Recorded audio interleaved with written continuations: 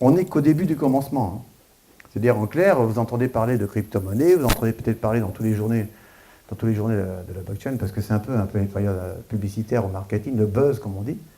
Eh bien, c'est un argument assez intéressant de voir qu'il y a 25 ans, à peu près, on avait le même phénomène qui a impacté la société. Alors, essayons d'avoir des arguments un peu plus terre-à-terre qu'une perspective qui ressemblerait à l'analogie avec Internet. Alors, je vous ai préparé 3 arguments qu'on a partagés avec pas mal d'économistes, d'ailleurs, au passage. Premièrement, quand vous parlez avec un astronaute, voilà ce qui se passe. Il vous dit, c'est bizarre, quand je suis dans ma fusée, on voit la Terre, mais on voit que quelques points très centralisés. D'accord ? Donc en clair, il dit, mais c'est incroyable, la Terre, elle est énorme, et on est tous dans le même pôle, on est tous au même endroit. Ce que vous pouvez remarquer ici, c'est que c'est une centralisation des lieux de vie, des lieux de communauté.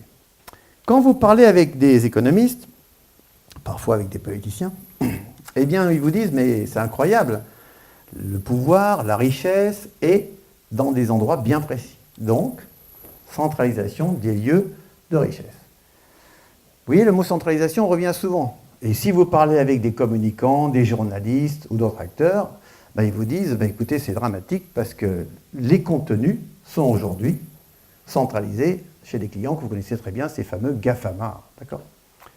Donc voilà, on voit bien que le mot centralisation revient en permanence.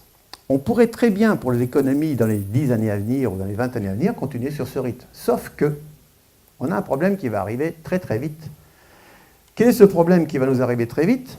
Eh bien, c'est très simple, c'est qu'aujourd'hui, nous sommes à peu près autour des 7 milliards. Nous allons directement vers les 10 milliards assez rapidement. Et je pense que si tout se passe bien, on sera plutôt autour des 15 milliards. Alors après, on peut discuter les prévisions. Ce qui veut dire qu'aujourd'hui, une partie de notre économie, notre moyen de travailler, les processus qu'on va mettre en place, la manière de travailler en termes d'argent dans le sens actif, actif numérique, eh bien, va passer d'une économie différente, quelque chose de complètement perturbant. Et quand je dis perturbant, c'est perturbant. J'ai quand même mis à peu près 1 an et demi pour essayer de comprendre la mécanique et de dire oui, effectivement, il y a un fond de vérité là-dedans et que ce n'est pas une plaisanterie uniquement, ce n'est pas un buzz. Donc ici, on va avoir un moyen différent qui va nous amener sur les années à venir à une économie qui est aujourd'hui centralisée. Tout ne va pas disparaître du jour au lendemain. Vous savez, on dit souvent la blockchain va supprimer les banques, va supprimer les notaires. Non, il ne faut pas rêver. Ça va changer le métier des banques, ça va changer le métier des notaires, ça va changer le métier de mon assureur, ça c'est sûr. Mais ça ne va pas les supprimer pour autant.